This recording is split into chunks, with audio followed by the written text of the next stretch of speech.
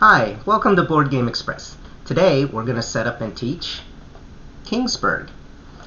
Now, to start off, Kingsburg is a dice worker placement game where players will be rolling and using them to influence the advisors on the board to collect resources, and those resources will be used to build buildings on each player's board. I only have one set up here due to room constraints. And then at the end of each of the game's years, you're going to be fighting off a monster that you're going to draw. So, to start the game, go ahead and set up each player, random player order. It won't matter because the dice rolled will determine who's first later on. Everyone also starts with 0 victory points down here, as well as 0 on what's called the soldier track. Now, Kingsburg is played over the course of 5 years, indicated here. So start on year 1, and each year is going to contain 8 phases on this track here. So start on phase 1. And this is the King's Envoy piece. It'll go right over here. Now, before I get into how each of the phases work, the most important thing to understand is that the 4 even-numbered phases represent the 4 seasons of the year, and that's where all of the interaction is going to be. So let's talk about what each of these seasons is going to do. They're all the same except for the winter. Now, the productive seasons, as they are called, are going to be spring, summer, and autumn in phases 2, 4, and 6, and all 3 work the exact same way. All the players are going to roll their dice. So roll, and roll. So now you look at everyone's sum, and the first thing you're going to do is rearrange turn order based on whoever rolled the lowest. So we've got a total of 10 over here, we've got a total of 13 and 14. So green got the lowest total, green's going to go first, looks like red is going to go second, and blue third. So arrange turn order. If the players ever tie, then you keep the same turn order from before, wherever that was set at. Alright, now everyone is going to take turns placing their dice onto the board to influence the advisor. So pretty standard worker placement. Green's going to go first. When it's your turn to place dice, the rule is you must place 1 or more of your dice onto one open spot. Now, I will mention that later on in the game, players could get white dice, and I noticed that I said players have to place one of their own colored dice. You're not allowed to place a white die by itself.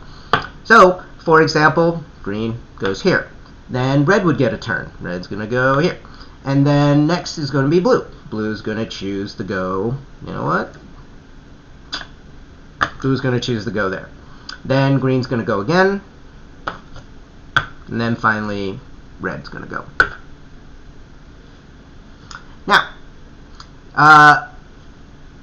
Now, I went to some of these spaces for particular reasons, but basically the idea is on your turn you can place 1, 2, or 3 of your dice, and I was doing things to concede to whether or not players could get blocked, so that's why I was going in certain places. Now, once everyone has placed their workers, everyone will collect resources from the bottom on up, so start from number 1 and just everyone collect. Now, I will note that it is possible that sometimes, depending on what everyone rolls, you might get blocked from using some of your workers. So, unfortunately, if that happens, you're out of luck. So, green's going to collect.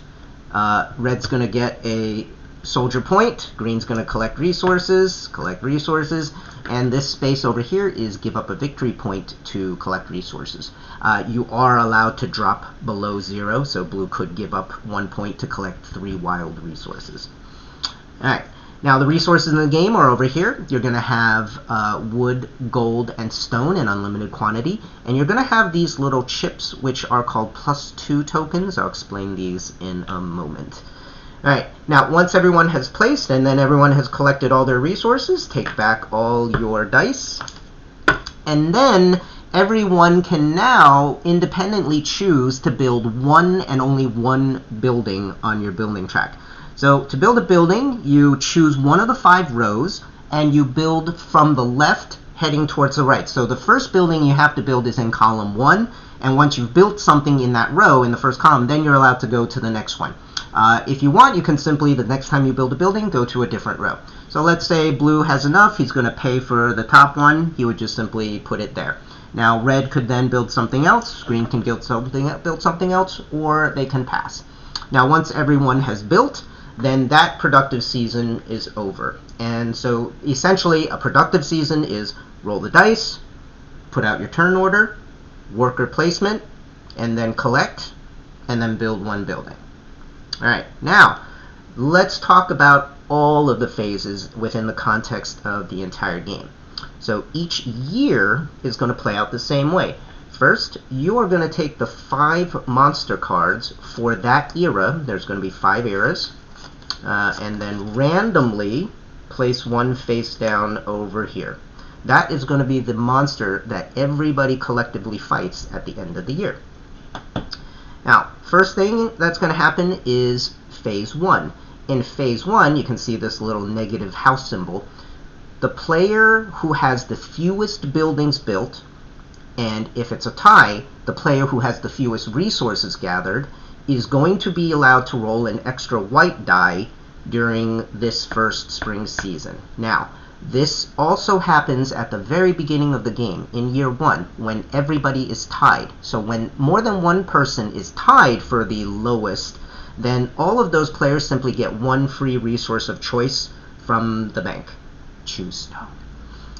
Now, once that's done, go ahead to season 2. That'll be your first productive season. So spring, everybody executes the roll, pick, build. Now you go on to phase 3. In phase 3, you go the opposite way. This time, it's whichever player or players has the most buildings and resources will get one victory point. And this time it's a friendly tie. Everyone who's tied, you all get a point. Then phase 4 is the next productive season. This is summer, and everyone rolls, collects, builds again. And then you move on to phase 5. Phase 5 is the King's Envoy. So this time, negative symbol in front of the building. So whoever has the fewest buildings and resources will get the benefit of this King's Envoy. If there is a tie, no one gets it. So what does this fella do? The player who earns this can now use it in a later phase to do one of two things. The first thing you can do is, if you have this, you can avoid being blocked in a space one time. So let's say there's already a 4 there, and you have the King's Envoy, and you have another 4. You can now place a second one in the same space. You can go where either you or an opponent has taken it. Basically, it's just a one-time get to place a worker bonus. Now, if you choose not to use it that way, you can use it instead to build a second building during any of the production seasons. So it doesn't have to be, I want to note, it doesn't have to be in the autumn. You can save it for the spring or the summer of the next year if you want to. But if you do not use the King's Envoy by the time the next phase 5 rolls around, you lose the benefit. And then, of course, you will score again to see who gets it. It might still be the same player, and that player would get it back. So that's the King's Envoy. Phase 6 is autumn. That's your third and final productive season. And then phase 7 is what I like to call the mercenary phase. This is when all the players can spend 2 of any resource to buy soldier points. And so let's talk about what those are. Soldier points are what you use to fight off the monster card at the end of each round. You start at 0. Some of the buildings that you build will give you permanent soldier points, and some of the action spaces will give you more soldier points. So like the 5 and the 10 spot in particular are soldier spots. So once everyone has had a chance to buy their soldiers, or not, then you'll flip over the card. And the monster here is a goblins. And on the card will be a, if you beat the strength of the goblins, you will earn these rewards. If you fail, if you're lower, you will get this penalty. And if you are tied, you are going to push. No gain, no loss. A couple things to note. If the penalty is ever destroy a building, which it's pretty harsh, destroying a building means your rightmost building that you've built, and if there's a tie, the topmost of all of the ones that are rightmost. Now, this may feel a little scary. However, the last thing you do before you actually fight this thing is that the king will help the county fight off this monster by rolling one light die, one, and that strength is added to everybody's soldier power for the purpose of fighting this thing off. So, strategically, you have some choices. If you want to be a little bit warmongery, you can build up some of your military buildings and fight it off. If you want to do peace, you want to build productive buildings that add dice, add pluses, you can go that way and hope the king comes and saves you. Two different options. Now, of all the players who beat the monster that year, everyone who is tied for the highest total soldier strength of the year gains 1 victory point extra. So that's the last thing that happens. Alright, so that finishes the year. You'll discard. You will draw from the deck the year 2 cards. You'll pick one out, put it there face down, and then rinse and repeat. Now, one last thing to point out is this token over here. This is a +2 token, or my friends and I call it a chip. What this is 1 time per season, and make sure it's 1 time per season, not 1 time per placement. You may add this +2 chip to a die to add exactly +2. So you use it with a 4, it'll go to a 6. If you use it with a 6, it'll go to an 8. Now, this chip is precisely +2. It's not plus or minus 2, it's not +1, it's exactly +2. So use it when it's convenient. And that is all of the rules to Kingsburg. Now you know how to set up and play. Go on, good luck.